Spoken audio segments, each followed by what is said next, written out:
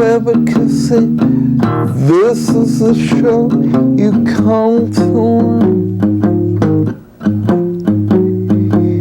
You and your friend next door.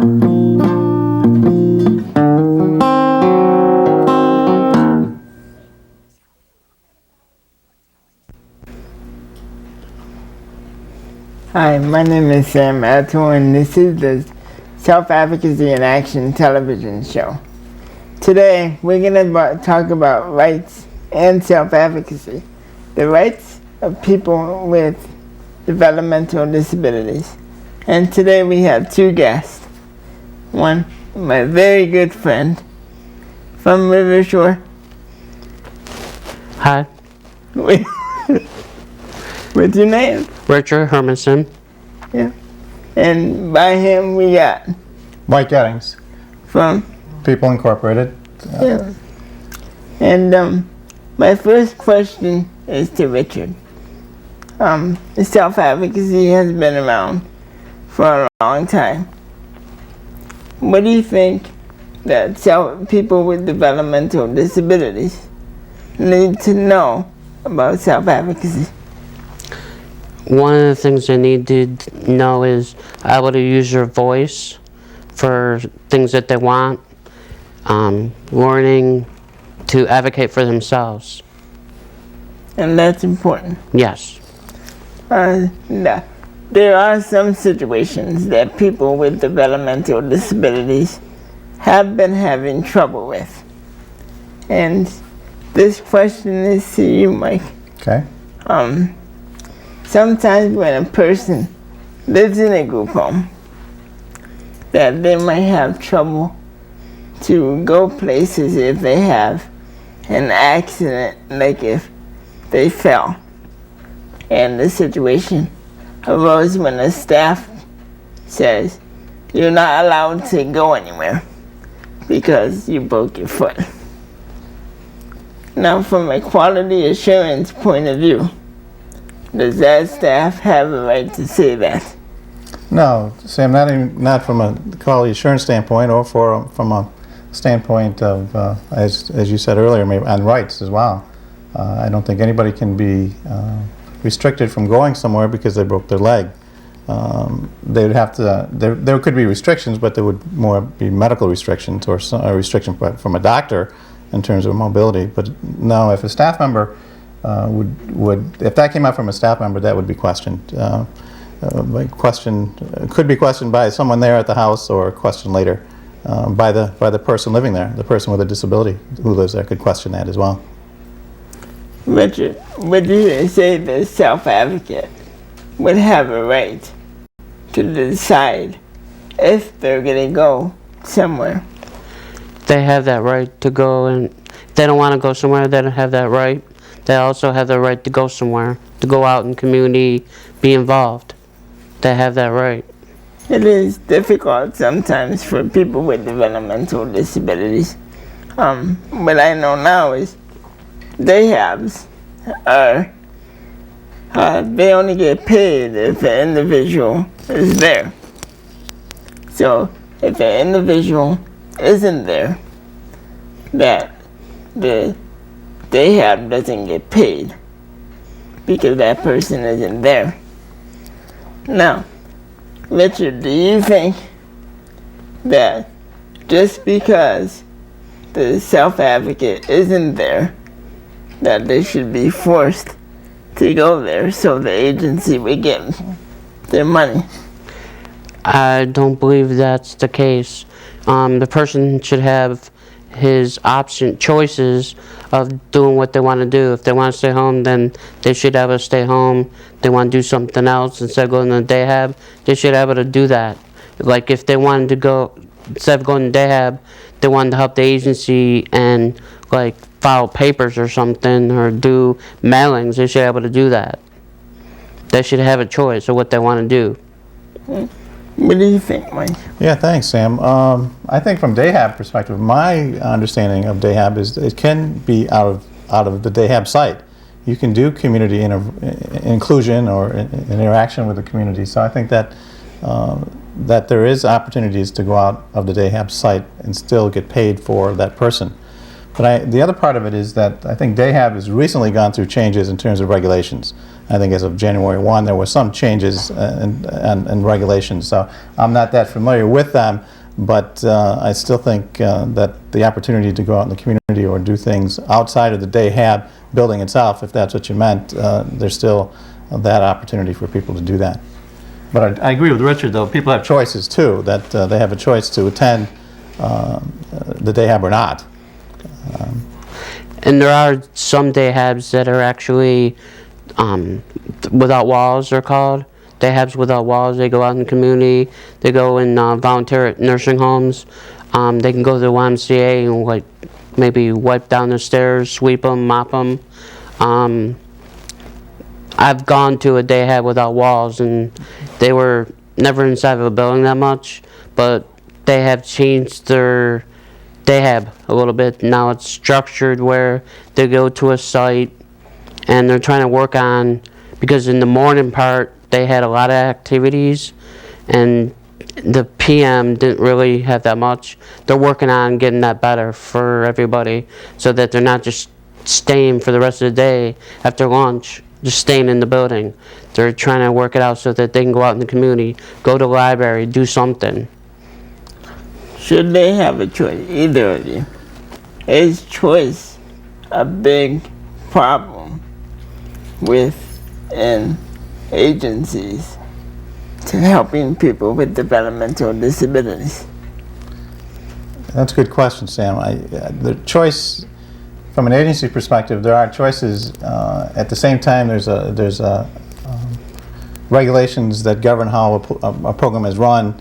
And so that I guess kind of conflicts with some of the choices, or the limited what that I'm looking for, resources that a program has, whether it's staff or whether it's a van, whether it's the transportation.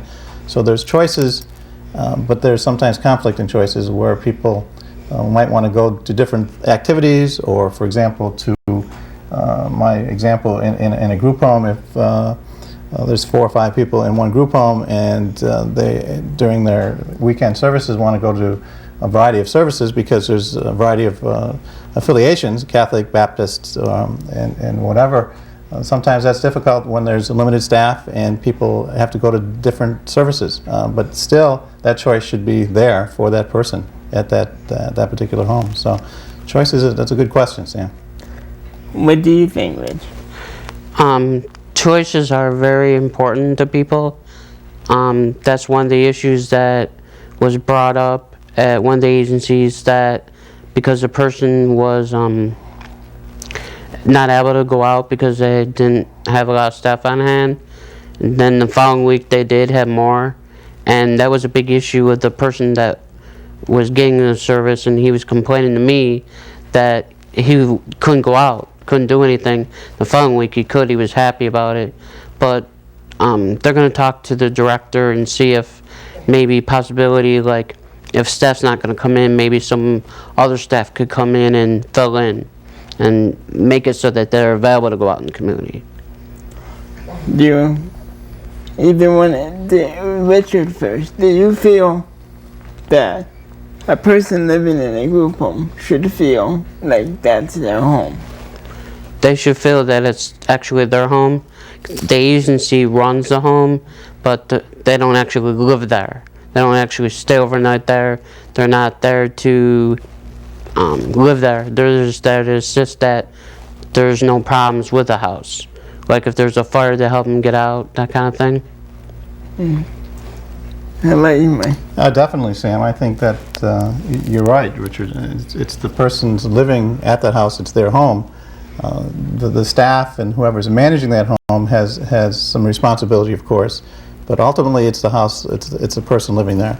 It's the individual with disabilities living at that house, and that should be. And it's sometimes difficult, but it should be remembered. Sometimes do you think that line is crossed, where the staff turns into, like, maybe they think they're in charge of the house when it's really the person's house?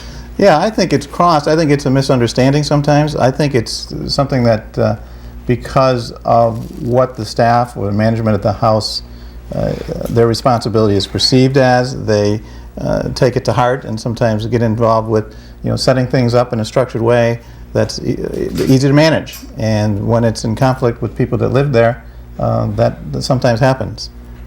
And it's, I think, misunderstanding, and I think working together to, and that's back to Richard and back to self-advocates being able to say, well, wait a minute, I have a question about this. This might not be working the way I thought it would work.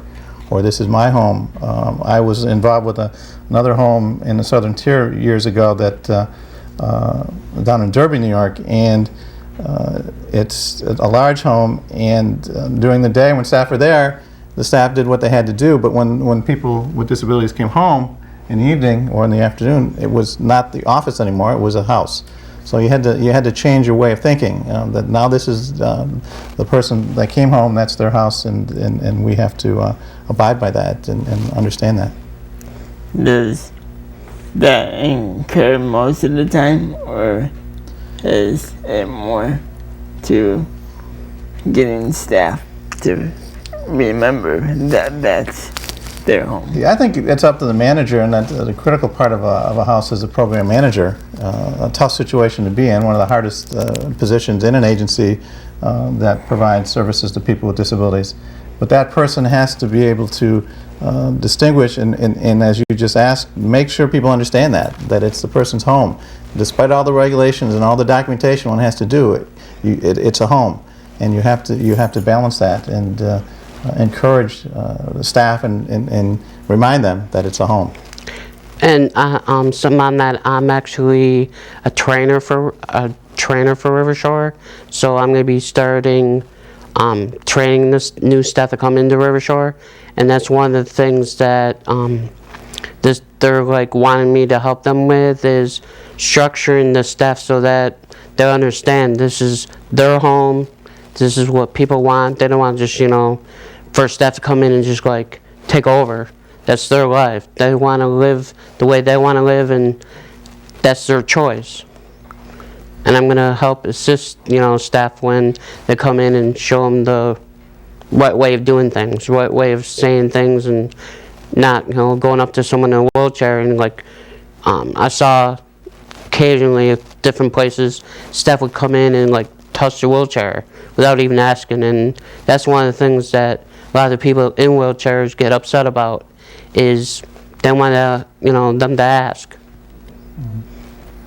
I think, Sam, too, I'm sorry, is the openness between the communication between staff and the people living there. If there are problems, that has to be brought up. It has to be talked about. And self-advocates do a good job with that. I think that's one of the roles of a self-advocate, to not only for themselves, but for the people that live in that house as well.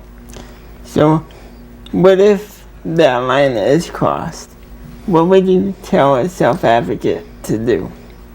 Because sometimes they're not that strong of a self-advocate, which they should be. But what if they're not? What is one of the steps that you would be able to tell an individual? Well, I think, and if I can speak first, Richard. Go ahead. You're right. Everybody's different in terms of their skills to advocate. Whether we have a disability or not, we're all different in that regard. I think in a group home situation, there are people that self-advocate better than others, and that person could be identified, or it would be a natural leader. And if a person had some difficulty or questions, they could address those questions to the other person living there that was good at self-advocating, or good at asking staff or representing that person. I guess what I'm trying to say with that person might not be a great self-advocate, might be learning to be a self-advocate, but using other people that have already have those skills at the house. Another thing I think is service coordinators, to work with a service coordinator to let that person know. The service coordinator, if you have one, if you're in a group home, is supposed to be your advocate. So you need to coordinate or bring up issues to that person. That person should be representing you, or a person that lives at the house with any kind of questions. I think you also could go to like the house manager and ask them to have like a meeting set up between you and that person, have a third party there, so that you could discuss the issue that you're having with the person, so that you can work it out so that there isn't any problems with that person. I've done that. You know, asked the program coordinator to assist me with discussing issues that I had with the staff, where he was coming in and telling me that we had to do A, B, and C, and he didn't give me a choice, like what I wanted to do. He just said, okay, we're coming in here and let's do maintenance. Like, what if I didn't want to do maintenance? What if I wanted to do one of my other goals? You know, that should be my choice, not his. And we worked it out so that he understands when he comes in, he says, okay, Rich, what do you want to do today? Instead of, Rich, we're doing this. You know, worked it out that way. Can I add one thing, other Yes. thing, Sam, and then tell me to be quiet if I ramble on here. I think families play an important role as well. Now, sometimes, again, people that live in residential programs vary in age, of course, but families are involved, or could be involved, or should be involved, and hopefully that's a positive thing. But if a person living at a residential program has some issues, or that has difficulty self-advocating, their family can be, that person can talk to their family. And I think it's, for programs, whether it's a program manager, families are important, that you better listen, and that family member is an important part of that team, or that person living there. And some agencies also have like a person that is, each person has a person that, I forget what to call them, but advocate person, so that they could talk to them too. Okay. And, you know, discuss the issue, and because they know that person, they hang out with that person every so often, and maybe that might be one way too that they could advocate for themselves. Do you think that an individual service plan is very important for a person with a developmental disability? And if you can explain what it is. Who first, Richard? Me? Yeah. Fine. A service plan is very important to the person receiving services, because it lets them know like what they're going to be working on, and Do they have that choice? right. Do they say this is what I want to work on, or do people make that decision for them? Usually, I talk to my service coordinator, program coordinator. I let them know what services I want from them. I work it out with them, and then they work it out so that the staff they have a sheet of paper that the staff signs. I also have to have my signature on it, or to be legal for the agency to get the bill services. So what if they didn't listen to you, Richard, and said, no, you have to do this, and you have to do this, and you have to do this? Well, what I've done and have recently done is not sign the paper. It'll show up, you know, the agency will be like, how come you didn't sign it? They'll call me and be like, how come you didn't sign this person's worksheet? Because he didn't listen. He wanted to do what he wanted to do. That's one way of getting your point across. So what should a self-advocate make sure that they have in their plan is basically they should make sure that it's what they want Yes. instead of what they would. But a lot of self-advocates don't really, some advocates don't know that they can do that. Some do, some don't. I've been promoting to different agencies that they should really structure it for them, not for us. You know, structure it so that the agency is not demanding that you do A, B, and C. You're doing it yourself. It's goals that you want to achieve, dreams, or whatever. Now, speaking about dreams, Mike, if a Medicaid service coordinator is more worried about what the agency wants instead of what the advocate wants, what would you say about that? Yeah, good question, Sam. I'm going to pick up what Richard said, and you can tell that Richard's a strong self-advocate, because he talked about what he wants. and working with the program manager, or more importantly, the service coordinator. And that's the key, making sure that as an individual that you make that known to the person serving you or helping you, whether it's a service But also, I make it very clear to the service coordinator, to anybody that comes into where I live, that they don't work for the agency, they work for me. If it wasn't for me, they wouldn't have a job. Yes, you're right, and I think that's certainly a key. And again, as a self-advocate, now not everybody knows that, but I think that's where self-advocacy helps. I think not only individually, but helps others to understand that right and that process, to let individuals know when you're upset about things, or that something, that whatever plan is being developed, the ISP, as you mentioned, it's important that you have input in that, and it's something that the agency is required to do, and the documentation is critical, but the important part is the participation of the person in that process and his needs and wants. And back to your question about dreams, and that's one of the big things of that piece of paper, is the dreams and goals that a person has. And some might be unrealistic in the point of view of an agency or maybe a program, but from the person receiving services, it's very important, and those dreams are critical and should be expressed. So, just a question: do you think that a person would benefit more from a service coordinator outside of the agency that they live in, or a service coordinator within the agency that they live in?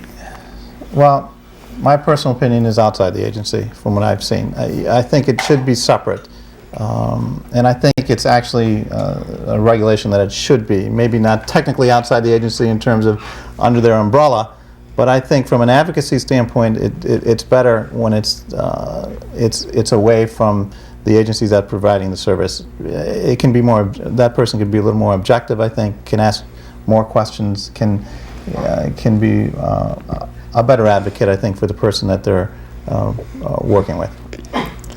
And what about you, Rich? What is your feeling about it? Well, my feeling is, I'm sort of, I had a problem with one of my service coordinators, and I voiced my opinion that I didn't want him anymore. And the agency asked me who I wanted, and I told them who I wanted, and I got who I wanted. So she's new, and she's green, pretty much, and sort of like helping her, assisting her what her job is, really, explaining to her like what she could do for me to assist me and how I could achieve my dreams, achieve whatever I want to do. Along with that, actually the person that writes out recipe plans is actually one of my supervisors, so I've been, talking to her a little bit about, making sure that when she writes out plans, these are what people want, not what she wants, or what she'd like to see us do. And also, she's been really listening, and she's new to the agency and kind of green, and she's learning too, so. And you're the teacher. Yeah. I think you're right, Sam. That's you just took the words out of my mouth.